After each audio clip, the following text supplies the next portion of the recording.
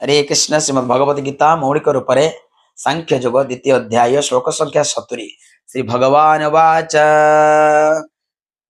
अपूर्यमाणम् अचल प्रतिष्ठं समुद्रमाप प्रविशन्ति यद्वत् कामन्य प्रविशन्ति सर्वे सशांति माप्नोति न काम कामी।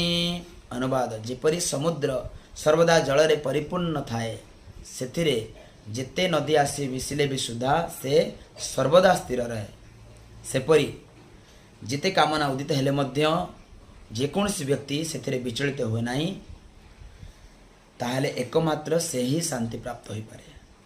किंतु जदि जो व्यक्ति सर्वदा कामना चरितार्थरे व्यस्त से कदापि शांति प्राप्त हो पारिब नहीं। हरे कृष्ण।